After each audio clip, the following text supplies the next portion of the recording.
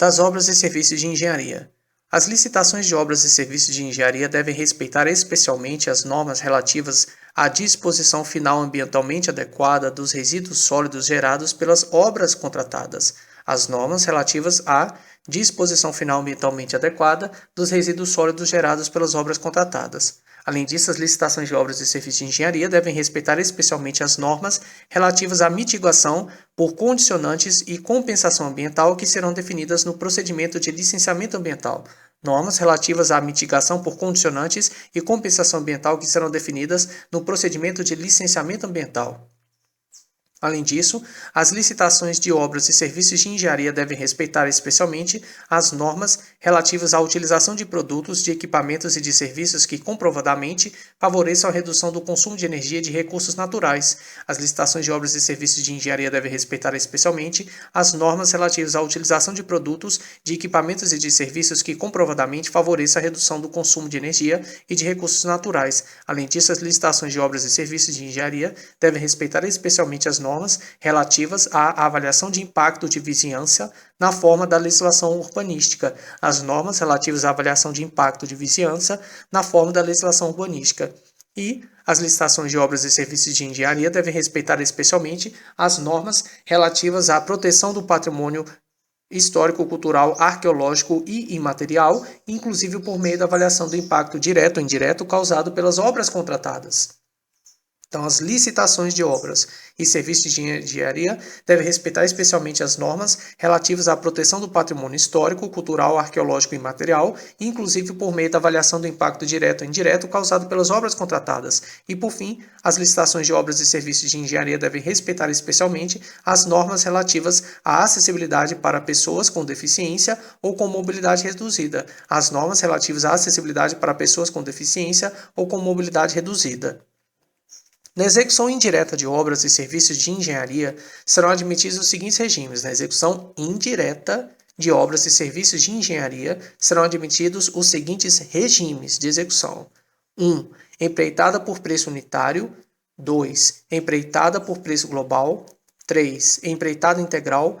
4. Contratação por tarefa. 5. Contratação integrada. 6. Contratação semi-integrada. E 7. Fornecimento e prestação de serviço associado. Então, na execução indireta de obras e serviços de engenharia, são admitidos os seguintes regimes. 1. Empreitada por preço unitário. 2. Empreitada por preço global. 3. Empreitada integral. 4. Contratação por tarefa. 5. Contratação integrada. 6. Contratação semi-integrada. 7. Fornecimento e prestação de serviço associado. E pronto.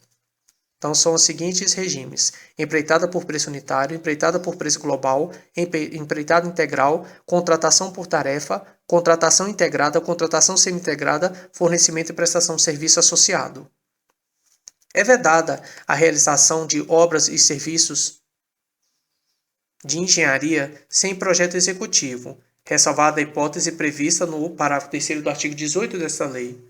É vedada a realização de obras e serviços de engenharia sem projeto executivo, ressalvada a hipótese prevista no parágrafo 3º do artigo 18 desta lei, que diz que, em se tratando de estudo técnico preliminar para a contratação de obras e serviços comuns de engenharia, se demonstrada a inexistência de prejuízo para a aferição dos padrões de desempenho e qualidade almejados, a especificação do objeto poderá ser realizada apenas em termo de referência ou em projeto básico, dispensada a elaboração de projetos. A administração é dispensada da elaboração de projeto básico nos casos de contratação integrada, hipótese em que deverá ser elaborado o anteprojeto de acordo com metodologia definida em ato do órgão competente, observados os requisitos estabelecidos no inciso 24º do artigo 6º desta lei.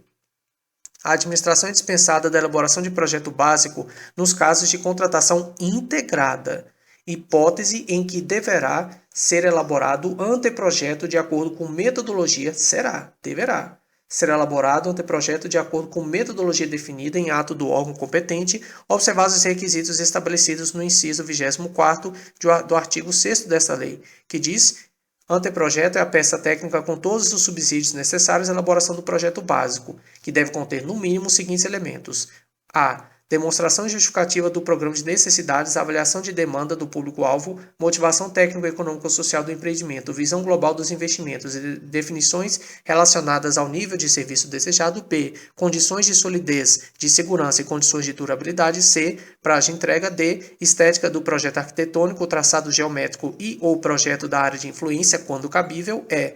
Parâmetros de adequação ao interesse público, de economia na utilização, de facilidade na execução, de impacto ambiental e de acessibilidade. F. Proposta de concepção da obra ou do serviço de engenharia. G. Projetos anteriores ou estudos preliminares que embasaram a concepção proposta. H. Levantamento topográfico e cadastral. I. Pareceres de sondagem. J. Memorial descritivo dos elementos da edificação, dos componentes construtivos e dos materiais de construção, de forma a estabelecer padrões mínimos para a contratação.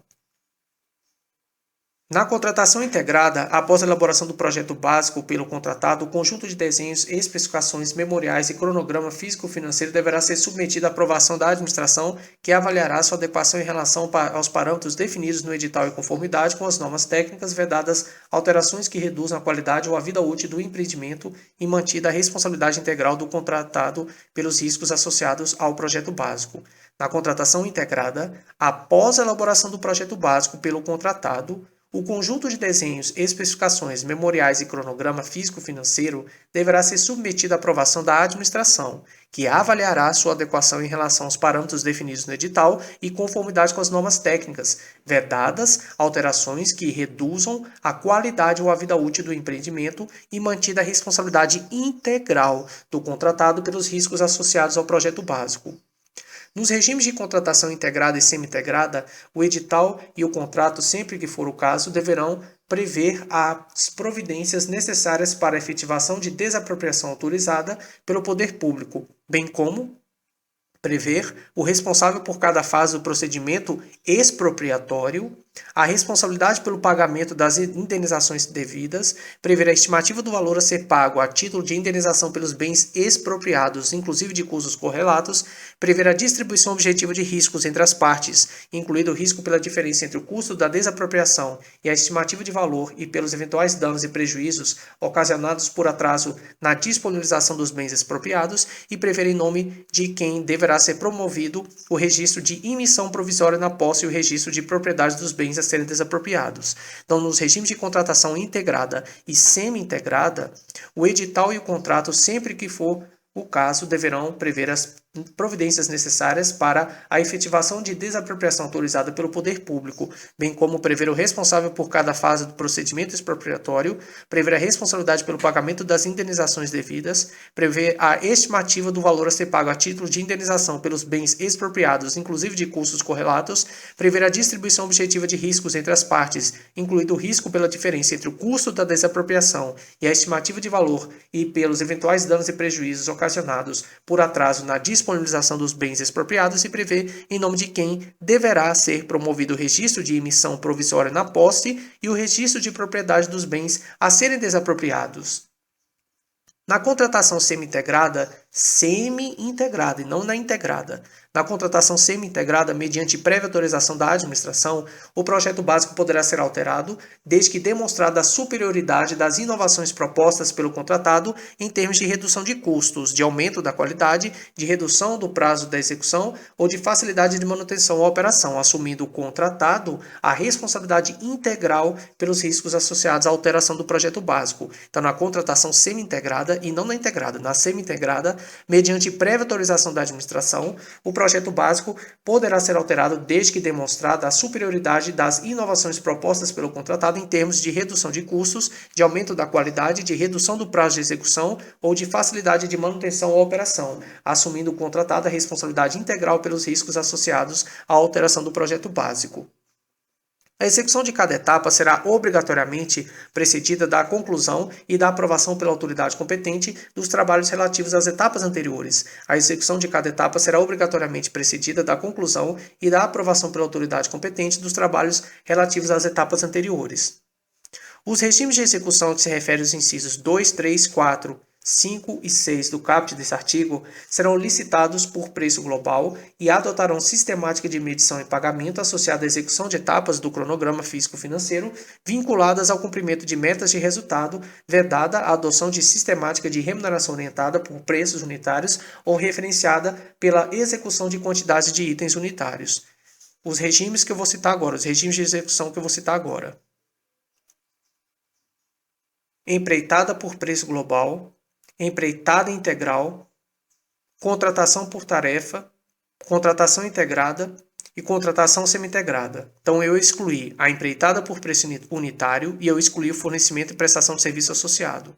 Então, em empreitada por preço global, em empreitada integral, em contratação por tarefa, em contratação integrada e só esses daí, ou melhor dizendo, isso mesmo, contratação integrada e contratação semi-integrada, excluindo então empreitada por preço unitário e excluindo fornecimento e prestação de serviço associado, esses dois regimes, então os regimes de execução que eu citei serão licitados por preço global e adotarão sistemática de medição e pagamento associada à execução de etapas do cronograma físico-financeiro vinculadas ao cumprimento de metas de resultado, vedada a adoção de sistemática de remuneração orientada por preços unitários ou referenciada pela execução de quantidades de itens unitários. Então, nesses regimes de execução que eu citei, eles serão licitados, então, por preço global e adotarão sistemática de medição e pagamento associada à execução de etapas do cronograma físico-financeiro vinculadas ao cumprimento de metas de resultado, vedada a adoção de sistemática de remuneração orientada por preços unitários ou referenciada pela execução de quantidades de itens unitários.